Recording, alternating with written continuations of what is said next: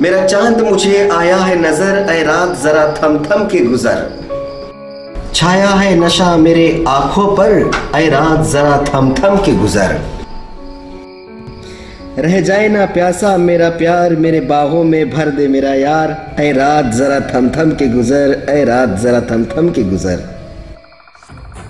हाय मिर्ची एफएम पर मैं हूं जितेंद्र शांडिल। शामिल हो जाएगा हमारे साथ टू नाइट शो में Monday to Friday from 7 PM to 12 AM। Mirchi FM it's all कुछ नेवर गोना गेट इट, तेरे हाथ कभी ना आनी मनी ना money.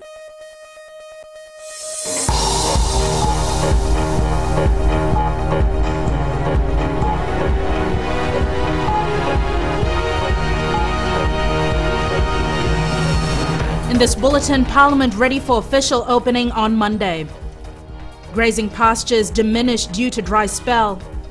And ADB says Fijian economy is strong.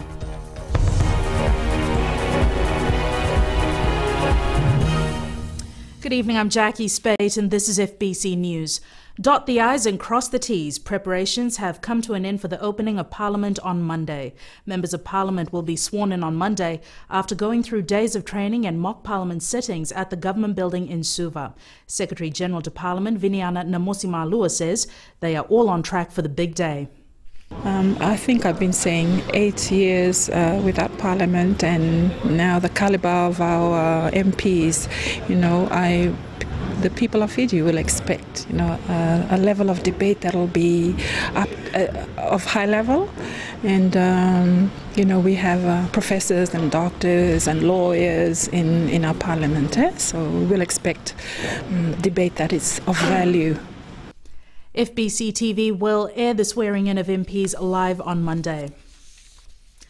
The United Nations Development Programme has handed over $1.5 million worth of ICT equipment to Parliament. It includes Hansard recording software that keeps an accurate record of the proceedings in Parliament. Ellen Stolz reports. Delighted to be here today. The donation equips the House of Representatives with technology that's used the world over. European Union, New Zealand, Australia and Japan.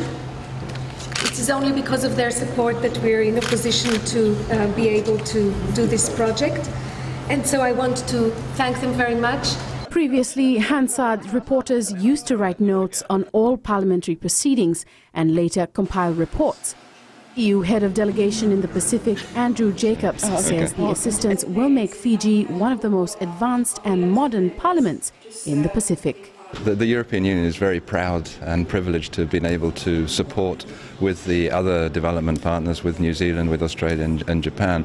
But working with the UNDP, we've been very pleased to support the Parliament, the preparations for the opening of the Parliament on Monday. This is part of the European Union support programme for the return to democracy in Fiji.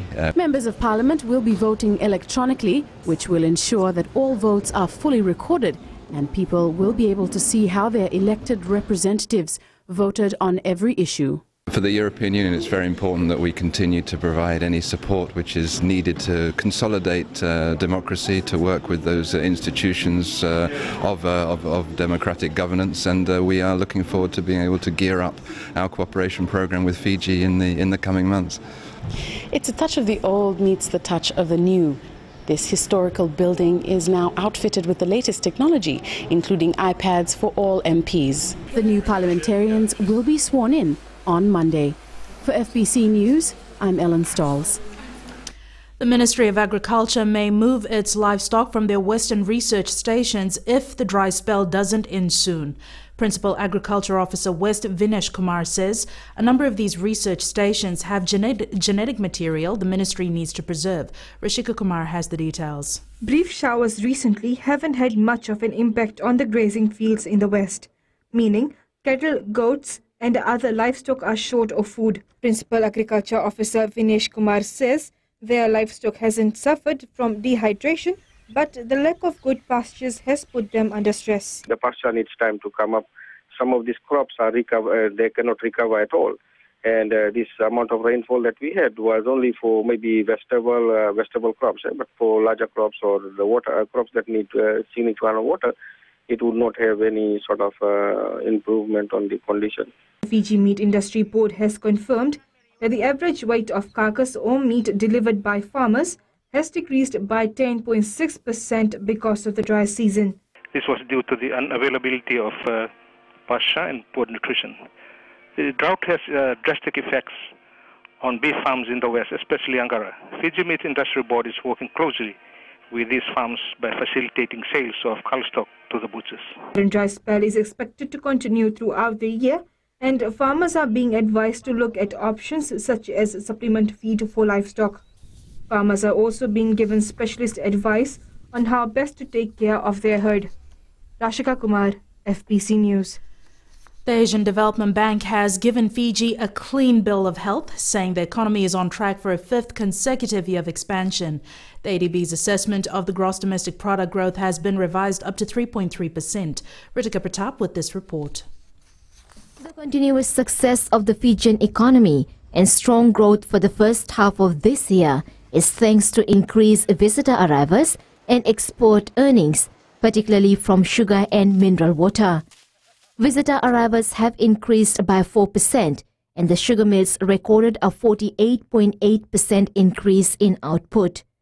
The Asian Development Bank says growth is expected to remain robust, but will ease slightly because the sharp increases in consumption and investment in 2013 are likely to moderate. Consumption remained strong in the first 5 months of 2014, reflected in a 6.5% increase in VAT collection. Vehicle sales rose by 15.6% in the same period. Personal remittances increased by 13% in the second quarter, boosting consumption expenditure. Next year, according to the ADB, GDP growth will be around 3% if things go according to plan. The success of the election is expected to boost investment and tourism. Issues that will hinder growth in 2015 include ongoing dry weather conditions, lower output of agricultural goods, and possible fiscal tightening after recent expansions in public expenditure. Ritika Pratap, FBC News. Social Democratic Liberal Party heavyweight Laisinian Garase is still in the United States. He left for the US before the election, supposedly to campaign for Sedelpa. The timing of the visit was coincidental because Garase had been under a lot of criticism for statements made in relation to the Quran. He also said there can never be equal citizenry in Fiji and that God gave the land to the forefathers of the Itauke people. The Electoral Commission filed a complaint against Garase with the Fiji Independent Commission Against Corruption. FICAC says it doesn't comment on investigations it may or may not be carrying out. FBC News has also made numerous calls to Garase in the US with no success. After the break, cruise liners, the new area of growth in Fiji tourism.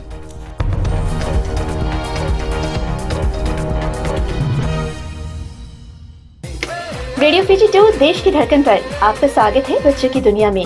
हमेशा की तरह आज भी हम आपके लिए कहानियाँ और कविताएं लेकर आए हैं और बच्चों आप हमें कॉल भी कर सकते हैं। नमस्कार, मैं हूँ पल्लवी। रेडियो फीजी 2 देश की धड़कन पर मंडे टू फ्राइडे 3 से लेकर 4 बजे तक बच्चों की दुनिया में और 4 से लेकर 7 बजे तक मस्तानी शाम के सफर में शामिल रहिए मेरे साथ।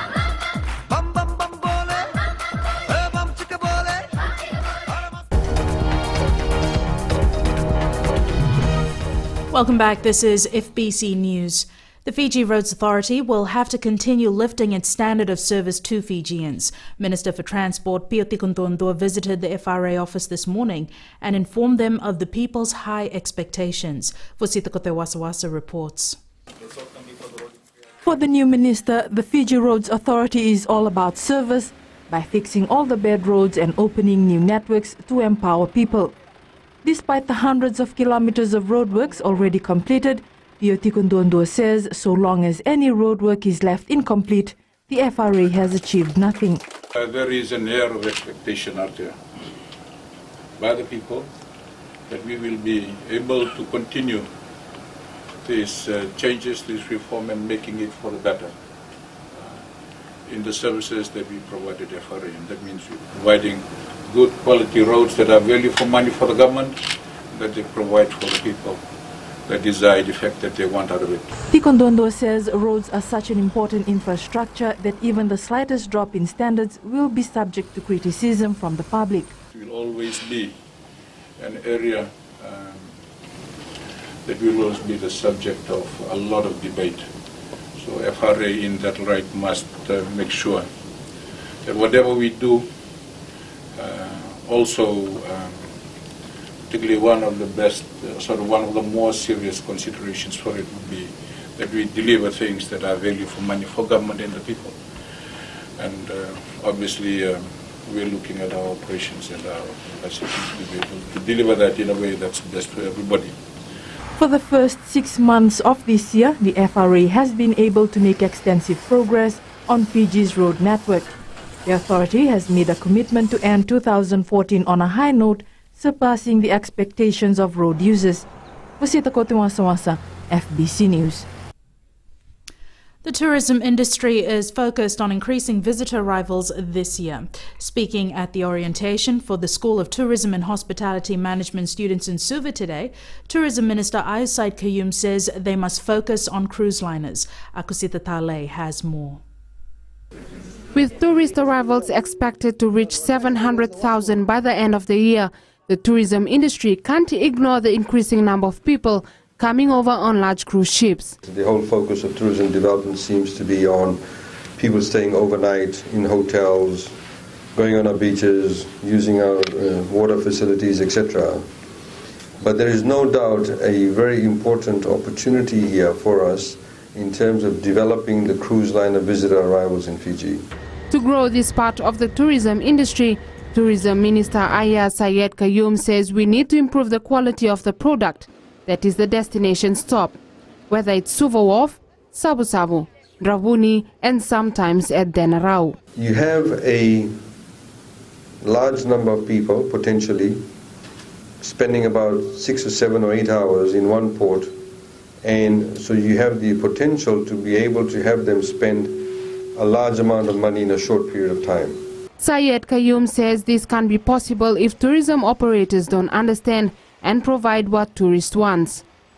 How can we get them to some village down near Nassori Airport? How can we get them to perhaps pay a visit now to the new Parliament House? Get them to go to the museum?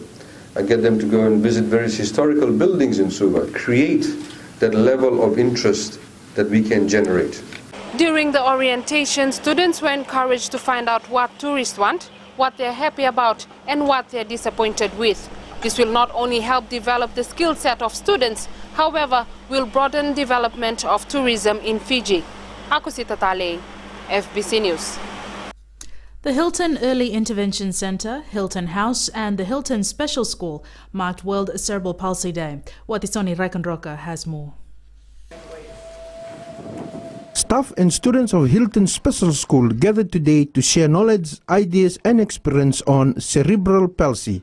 It affects 17 million people around the world, and in Fiji, the Departments of Pediatrics and Physiotherapy at the CWM Hospital is responsible for treating children with cerebral palsy. If your child or any child is identified or has been diagnosed, they need to attend their maternal child health clinics on a regular basis, and when they don't attain those specific milestones, they need to be referred to any of the divisional hospitals where they can be further worked up and, if need be, investigated and referred to early intervention school. Cerebral palsy, or CP, is a physical disability that affects movement, posture, and visual and hearing disabilities and thinking disabilities.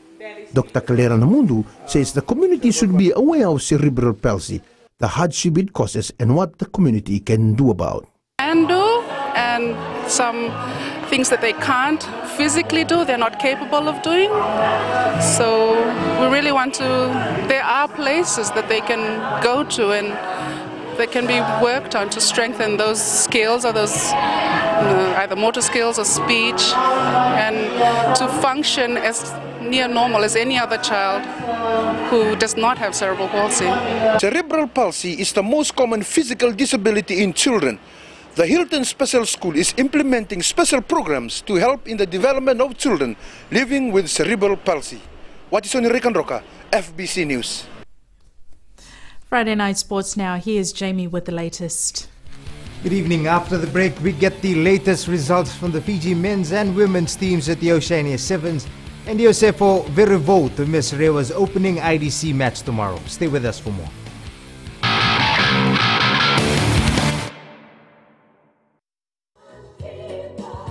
Great words there from Lucky Dube and Babana. Hope you enjoyed that number. Different colors just for you on Gold FM. Only the classic hits. Louise with you on the Center Show. Well, thank you so much for the sweet company. This is Alana Miles, one of my favorites, and Black Velvet for you. Hi there. Join me on the Center Show every weekday from 9 a.m. to 2 p.m. for the best sounds on Gold FM. Only the classic hits.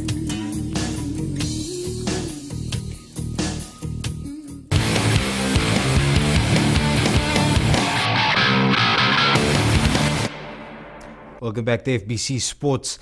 The Vodafone Fiji men's side won its opening 2 matches in the Oceania Sevens underway in Australia. In its first match, the side thumped Tahiti 64-0 before accounting for the Solomon Islands 36-0. The side is currently playing the Cook Islands in its last pool match. Despite the easy wins in its first 2 games, Coach Ben Ryan says there was a lot learnt today. Yeah, you're right. It doesn't show that much with the opponents that we've had, and that's not being rude to them, but they're obviously a level below us. I thought the first game they played well. I thought the second game we were pretty scratchy actually. Played a bit better when some of the more senior boys came on at half time. But looking forward to the Cook Islands, who do look a good side, and if we win that game, then we'll be, I'm sure, seeded 1 or 2 for tomorrow. So it'll be good to finish the game on a high and just hopefully show that we've got some decent fitness levels as well. Meanwhile, the TFL Fijiana beat PNG 38-0 but suffered 2 losses, going down 24-5 to Australia and 24-7 to New Zealand. Injuries and unavailability played a major role in the selection of the Vodafone Flying Fijian squad for the upcoming Europe tour. But on the upside, this has opened up the door for some exciting new talent, as well as the return of 2 robust players in the backline. Charlie Ndadakadaka reports. 2 players that shone during the June tests, Cyril Mbombo and Napoleon Inalanga, have ruled themselves unavailable for the Northern Tour. This is not expected to diminish the talent pool in the backline, with coach John McKee roping in Vereniki Ngoneva and Levan Mbotia. There are a couple of players who have come in to this squad who were injured in June, so were unavailable to us in June. So players like Vereniki Oniva and Botia, 2 who have come and they were injured in June, so that they add strength to our squad. One player McKee did not want to overlook was France-based speedster Ali Pateratini, who will add pace to the winger's position, judging from his outstanding form for top 14 club Grenoble. Certainly, it's a position where we're very strong, and Pateratini he's the form player in the top 14 so far this season. I think he's probably still the top try scorer. He's on 6 or 7 tries this season, so he's in fantastic form, and we want to pick players on form. Ratini is one of 4 new caps added to the tour roster, alongside Nemia Songeta, Taniela Koroi and Tevita Dhavumbati. The Vodafone Flying Fijians face a daunting task, going up against rugby giants France and Wales. Only time will tell if the side can rise above the challenge and record a successful European tour later in the year. Talento Dakalak, FBC Sports. The Rewa football side will be without the services of youngster Josefo Verivo for its opening Courts Inter-District Championship match against Nandrunga tomorrow. Verivo, who is suspended from all levels of football for 3 years for breaking camp while with the Fiji Under-20 side in May, had his arbitration case heard yesterday. Fiji Football Association Chief Executive Bob Kumar says the arbitration tribunal, headed by Judge Jiten Singh, heard the case and will be forwarding its findings to the parent body by Monday. Meanwhile, as teams prepare for the start of the Courts Inter-District Championships tomorrow, match officials have also been working hard. They are out to ensure match officiating during the tournament is of a high standard. Josephine Navula has the details.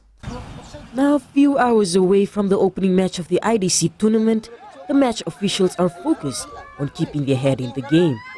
One of the veteran referees says the panel selected is the best for the tournament. All the districts, even north, south, And in West, all the referees, they have done their fitness test following category 2 test, and I think those referees who have met the guideline, they are all selected for the referee, are in the referees panel. Being away for 7 years, Munaf Basha says he is ready to make a comeback. For these 7 years, I was a bit engaged with work commitments. I was posted as a customer service manager with Westpac in Singatoka. Then I was transferred to Suva. Then I made a point that for past 2 years I was engaged in club games and hard training with Rakesh Burman's help and Finau Vulivuli's help. I have managed to get past the fitness test and I'm back in the panel. Among these male match officials are 2 females who are also looking forward to the tournament. To be in line with the referees and trying to control the men's game, it's always a challenge, because being a female in a male-dominant sport, you've got to stand up and control the male sports. Her mentor is overwhelmed with De Leone's achievements and at the same time hopes to get more women in the sport.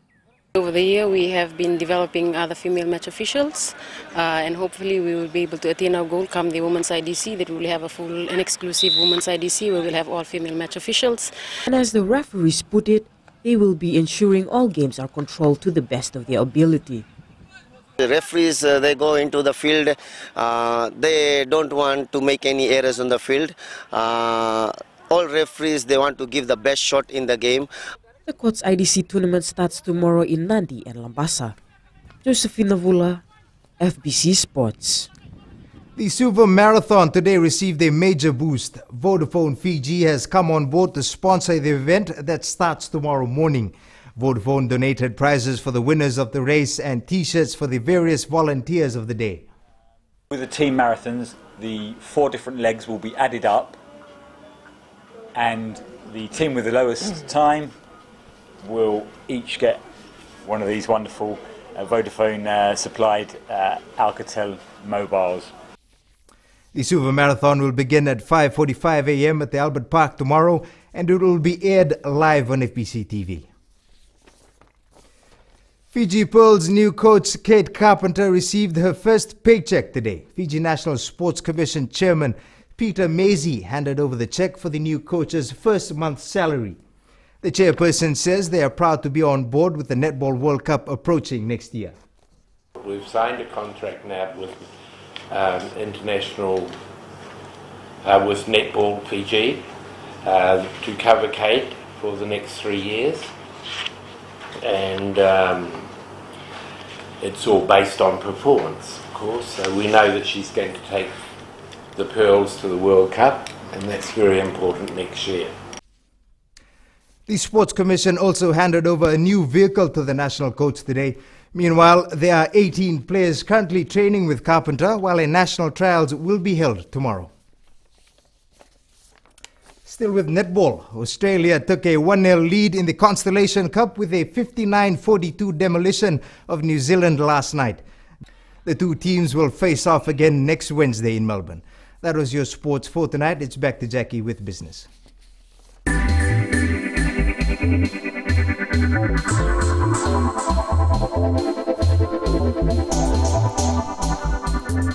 HFC has made a net profit of $4.5 million for the year ending 30th June. The profit is attributed to a $2.5 million spike in income from quality credit writing and prudent management of impaired assets. Bank Chief Executive Isikeli Tikondondua says the results are 8 months of non-banking operations as a licensed credit institution and the remaining 4 months that of commercial banking. $2.7 million is being paid in dividends to the Fiji National Provident Fund and Unit Trust of Fiji. Fiji Sun officially opened its classified office in the busy shopping and dining complex in downtown Suva. The new outlet at MHCC means not just more convenience for customers, but also more hours for customers to place their orders. It will be open 7 days a week from 9 a.m. to 9 p.m. in the MH supermarket area. This makes the Fiji Sun the first print media company to have such long hours of advertising available for the convenience of its customers. The opening of the MHCC Classifieds office is part of the bigger investments being planned by the Fiji Sun, which will be announced soon.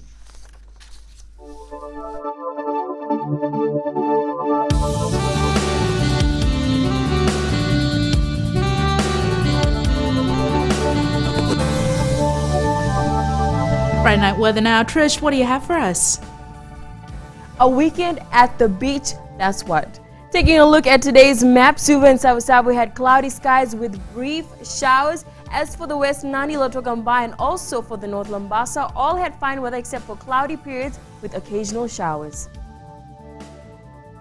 Now with temperatures, Suva 29 and Nandi 30, Ba 32, Savu with 29, and the highest, well, Lambasa hit 33.